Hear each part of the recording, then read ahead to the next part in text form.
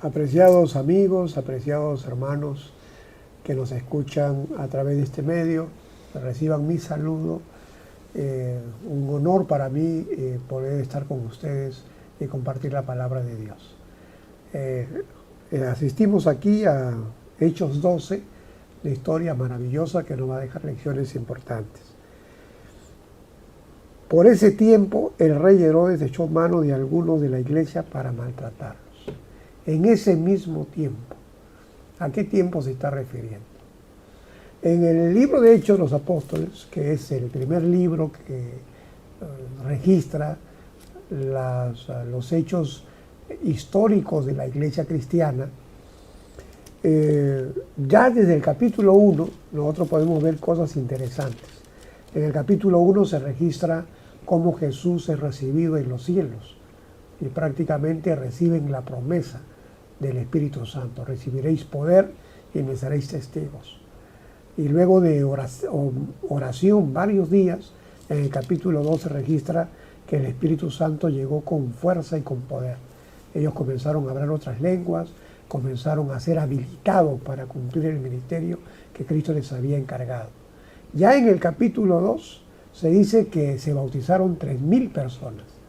A los pocos días de que el Espíritu Santo había caído sobre ellos, ya comenzaron a causar un alboroto en el pueblo. El pueblo comenzó a darse cuenta que estos hombres, que en otro tiempo habían sido hombres sin letra, ahora eran hombres que hablaban su propia lengua y que les predicaban en la propia lengua, no solamente con poder, sino también con mucha sabiduría. Eran hombres diferentes, completamente transformados. Ya en el capítulo 3 vemos cómo estos hombres comienzan a realizar grandes milagros y prodigios. Allí se habla acerca del sanamiento de un cojo en la puerta de la Hermosa. El capítulo 4, el capítulo 5 nos dicen que ya los convertidos ya no se convertían de 3.000 en 3.000, sino de 4.000, 5.000 personas ya convertidas. En el capítulo 6 se nos habla de la iglesia había crecido tanto que se vieron obligados ellos a tener que elegir nuevos dirigentes de la iglesia para que los discípulos no estén distraídos. Se comenzaron a elegir los diáconos en el capítulo 6. La iglesia estaba creciendo grandemente.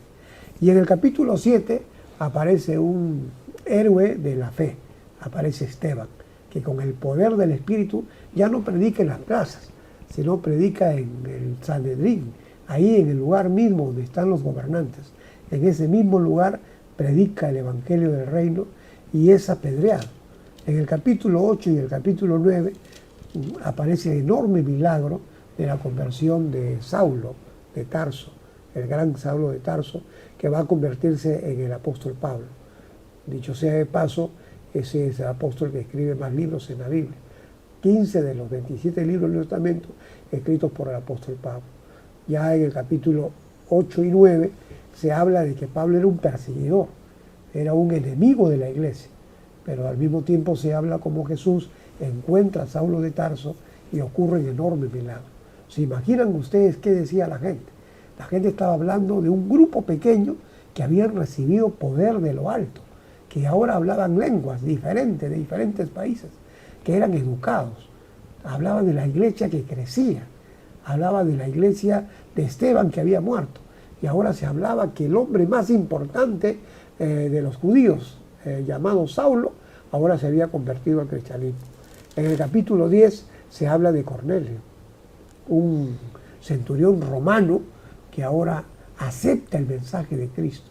Y no solamente él, sino que él lleva a Pedro, a sus conocidos romanos, y mucha gente no judía, no cristiana, conoce el mensaje de Cristo y también se bautizan con gran regocijo. Y así en el capítulo 12, entonces, ahora sí entendemos, porque cuando dice en ese mismo tiempo, ¿a qué tiempo se refiere?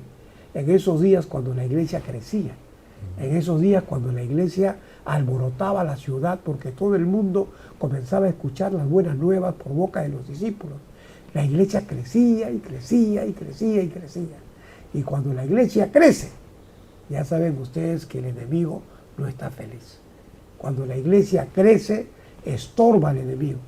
Y entonces Herodes comenzó a sentirse incómodo al ver que el cristianismo comenzaba a crecer.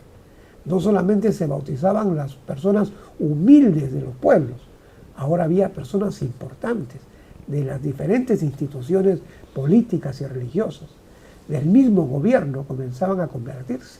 Y entonces Herodes, ¿no es cierto? Sabemos que detrás de Herodes estaba trabajando el enemigo de Dios, el mismo Satanás. Ahora Herodes pues comenzó a maltratar a los miembros de la iglesia. ¿Y por qué comenzó a maltratarlos? Porque quería intimidarlos. Porque el enemigo piensa que maltratando va a intimidarlos. Y entonces comenzó a maltratar a los miembros de la iglesia para intimidarlos, para que no hablasen de Jesús. Pero ellos no se intimidaban. Más maltrato, más predicación. Y entonces, viendo que el maltrato ya no les servía como instrumento para intimidar a la iglesia, entonces ahora Herodes lo que hace es, toman al líder más prominente de la iglesia, que en ese momento era como el presidente de esa naciente iglesia, toman a Jacob y entonces lo llevan a la plaza pública, y en la plaza pública lo matan a sangre fría. Lo matan a sangre fría. ¿Con qué propósito? Con el propósito de intimidar al pueblo cristiano, para que no hablase de la palabra de Dios. En los años 90, yo fui pastor en una zona difícil del Perú. Desde el 80 hasta mediados de los años 90, el Perú vivió una guerra terrible con Sendero Luminoso, que era un grupo terrorista que puso al Perú en un terror terrible. Habían muertes, extorsiones, cochas, bombas, amenazas por doquier. No era fácil predicar el Evangelio, especialmente en la zona central del Perú. Y a mí me tocó ser pastor en esa época, en la zona central del Perú, en esa época. Y vimos muy de cerca cómo se mataban a los dirigentes de los pueblos, a los gobernantes de los pueblos, cómo se mataban. Esa lucha política era terrible. Se juntaban a las personas en la plaza del pueblo y en presencia de todo el pueblo, a sangre fría, se mataban a los líderes para causar terror. Por eso se llama terrorismo. Y es exactamente lo que estaba haciendo Herodes. Juntó al pueblo y entonces mató a Esteban a espada, a sangre fría, para intimidar al pueblo. Porque Satanás mata a sangre fría, es un criminal que mata a sangre fría, eso es lo que dice el apóstol Juan. ¿Y por qué lo mató? Para intimidar y para que el pueblo, para que la iglesia cristiana dejase de predicar. Sin embargo, la iglesia cristiana no se intimidó, la iglesia seguía de pie. Y como dice el texto, al ver que esto agradaba a los judíos, prendió también a Pedro. Era entonces los días del pan sin levadura. No contentos con haber matado a un líder prominente como era Jacob, ahora Herodes tomó también a Pedro para matarlo, igual que a Jacob. Pero eran los días de los panes sin levadura. Y entonces los judíos iban a evitar hacer un crimen en ese día, porque ellos tenían la doble moral. Podían matar un día antes de la fiesta, pero en la misma fiesta. De todas maneras, ahora intentaron matar a otro líder prominente de la iglesia como era Pedro. Podríamos decir que en ese momento, en esos días, la iglesia había sufrido una derrota, una tremenda derrota, porque habían matado a Jacob. Y ahora la iglesia sufre porque ahora agarran a Pedro y van a llevarlo a Pedro. Y dice el texto que después que apresaron a Pedro, lo hicieron pasear por la ciudad con 16 guardias, 4 por lado, que lo llevaban encadenado. Ustedes se imaginan cuando ven a una persona rodeada de policías y encadenado, lo más probable es que ustedes puedan decir qué peligroso debe ser ese hombre. Entonces la idea de Herodes era venderle a la opinión pública que el hombre que estaban llevando ahí era súper peligroso. Y por eso lo llevaron encadenado y rodeado de tantos policías. Y lo llevaron y lo apresaron. Y el versículo 5 es maravilloso, porque dice que así Pedro fue guardado en la cárcel, pero la iglesia oraba sin cesar a Dios por él. ¿Qué hacía la iglesia? El único recurso, porque la iglesia no tenía el armamento que tenía el Imperio Romano para atacar a la iglesia. La iglesia solo tenía un recurso poderoso, era la oración. Así que los hermanos se reunieron para orar. Y yo me imagino que comenzaron a decirle a Dios: Señor, no permitas que Pedro muera. Ya nos han matado a Jacob. Por favor, Señor, tienes que interceder. No tienes que permitir que el diablo nos gane otra batalla más. No, Señor. Y yo imagino que los hermanos comenzaron a orar, comenzaron a interceder por Pedro. Y mientras ellos comenzaban a interceder por Pedro, mientras ellos estaban orando ahí con todo el fervor por Pedro, porque no querían que un líder más muriera, el Señor comenzó a responder. Y a partir del versículo 6, entonces vamos a ir leyendo texto por texto para que usted pueda ir comprendiendo. Hechos 12:6 dice: cuando Herodes lo iba a sacar aquella misma noche, Pedro estaba durmiendo entre dos soldados, sujeto con dos cadenas, y los guardas ante la puerta custodiaban la cárcel. Mientras los miembros de la iglesia oraban, ellos ni siquiera se daban cuenta que allá en la cárcel Pedro estaba durmiendo, y estaba durmiendo bien protegido, bien custodiado, con guardias, con cadenas, porque lo estaban cuidando, porque al día siguiente lo iban a matar. Eran las horas contadas para Pedro, y la iglesia sufría. Imagínate, si tú sabes que van a matar a un ser querido, no creo que dormirías en paz.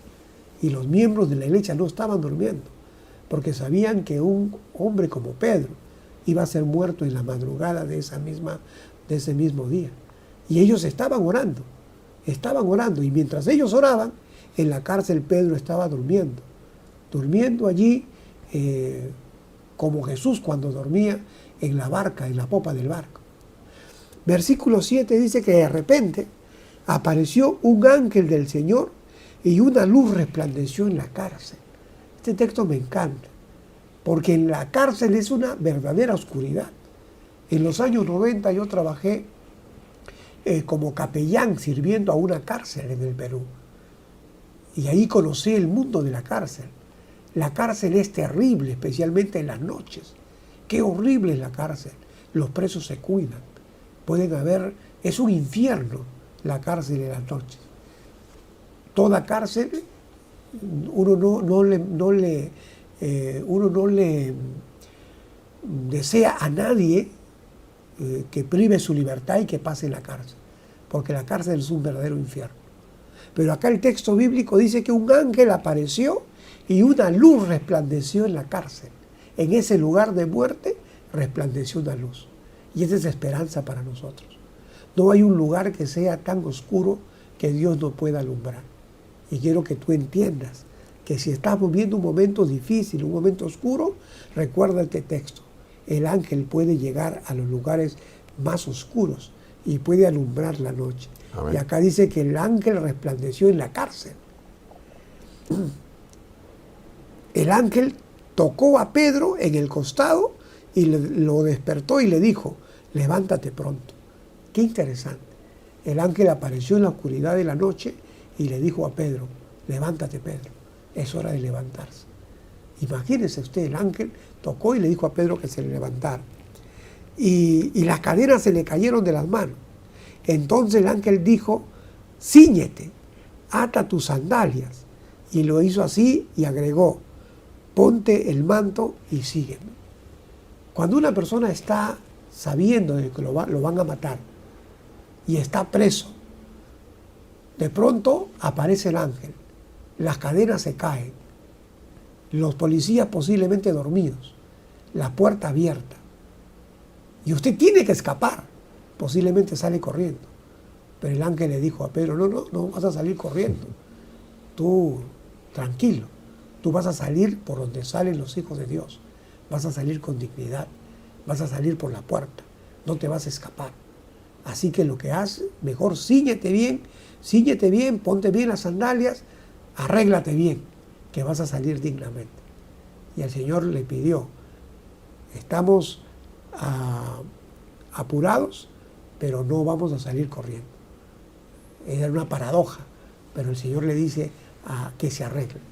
Y el texto bíblico dice entonces, el ángel, después de haberle dicho, cíñete, versículo 9, Pedro le seguía, sin saber que era real lo que hacía el ángel, y pensaba que veía una visión.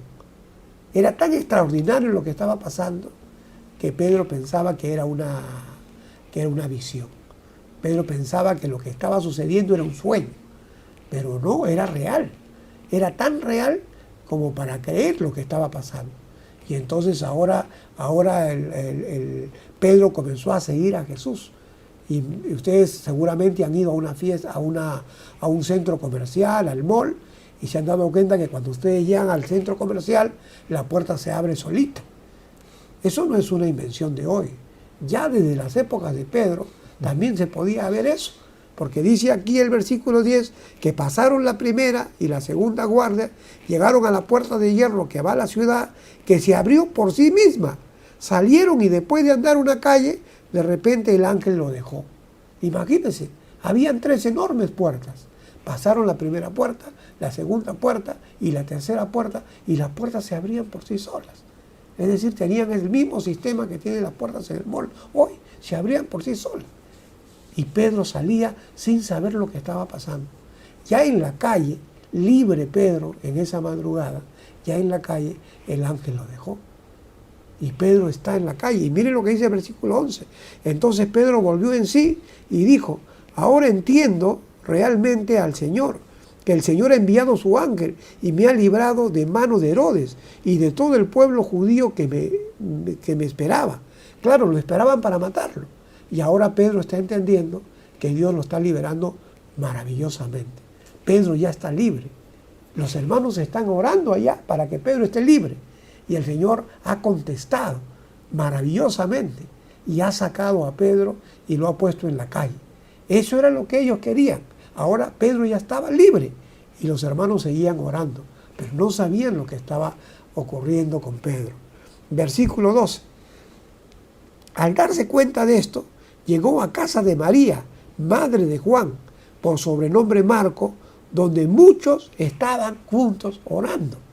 Ahora entendemos que la casa donde estaban orando era la casa de María, madre de Juan. Y ahí estaban orando los hermanos. Y Pedro, al verse libre, fue a la casa de María, donde se reunían para orar. Y llegando a la casa de María, versículo 13, dice, cuando Pedro llamó a la puerta del patio, salió a atender una muchacha llamada Rode. Pedro tocó y entonces Rode escuchó. Rode era una niña de 14, 15 años, una jovencita. Y mientras todos los hermanos estaban orando, tocaron la puerta y eran días difíciles para abrir la puerta porque los cristianos eran continuamente amenazados. Así que la niña sabía que cuando alguien llamaba, tenía que preguntar quién es. Y posiblemente Rode dijo, ¿quién es? Y Pedro estaba tocando la puerta. ¿Y quién es? Y seguramente ahí, versículo 14, dice que Pedro, pues seguramente, soy yo, Pedro, ábreme la puerta. Versículo 14, cuando reconoció la voz de Pedro, de alegría no abrió la puerta, sino que corrió adentro y avisó que Pedro estaba en la puerta. Se emocionó Rode, porque Rode, la niña, estaba escuchando que hacía horas los hermanos estaban orando, pidiendo, Señor, tienes que liberar a Pedro, tienes que sacar a Pedro. Y ahora Pedro estaba llamando a la puerta, estaba diciendo que estaba vivo Pedro ahí en la puerta. Y eso le emocionó a Rode. Y entonces Rode fue corriendo a decirle a los hermanos, ya dejen de orar, ya terminen su oración, porque Pedro está en la puerta. Pedro ya está en la puerta, ya Dios respondió, ya dejen de orar. Y versículo 15 dice que ellos le dijeron a Rode, estás loca. Pero ella aseguraba que sí era. Entonces ellos dijeron, será su ángel. Miren qué terrible. Estos hermanos oraban con sinceridad, pero lo humano es así. Estaban orando.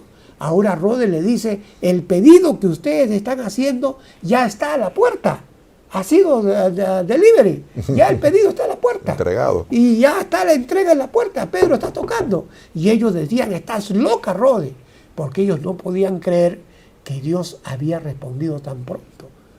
A veces oramos y no queremos creer que Dios ya respondió a nuestra oración. Y ellos le dijeron, estás loca. Y a veces cuando dudamos, hasta tergiversamos nuestra teología. Porque ellos dijeron, no es Pedro, debe ser su ángel. Cualquier pretexto para no creer que Dios responda. Pero Dios tenía su milagro ahí en la puerta. Versículo 16. Y Pedro insistía en llamar. Y cuando abrieron, lo vieron y quedaron atónitos. Atónitos, boquiabierta. Quedaron, no sabían cómo explicar que Pedro estaba en la puerta. Dios había respondido su oración. Apreciado hermano, apreciada hermana, vivimos tiempos difíciles. La iglesia, cuando la iglesia comience a crecer y cuando la iglesia comience a trabajar, la iglesia va a ser estorbada. Hoy día, cuando tú comienzas a vivir una vida cristiana plena, eres estorbado. El diablo te va a tratar de maltratar. El diablo te va a tratar de buscar hasta tu muerte, porque quiere intimidarte. Pero tú entiendes y tú recuerdas que tienes un Dios maravilloso. Dios te ha dado un recurso, que no son las armas humanas, pero te ha dado la oración como recurso. Y Dios quiere que tú entiendas que cuando oras, Él prontamente responde. Y el problema no es que no estés respondiendo. El problema es que tú y yo no estamos yendo a abrir la puerta para ver nuestro milagro. Yo te invito, si eres alguien que está orando hace mucho tiempo para que el papá se convierta, para que la mamá se convierta, o estás orando para que tú comprendas a Dios, o estás orando por un problema de salud, o estás orando por un problema del trabajo, yo te invito a que tú no solamente ores, te invito a que vayas, abras la puerta y veas tu milagro, porque Dios te quiere dar un milagro, te lo quiere llevar a casa, pero quiere que confíes, que creas que Él es un Dios que responde. Amén. Tú y yo tenemos este recurso a la mano.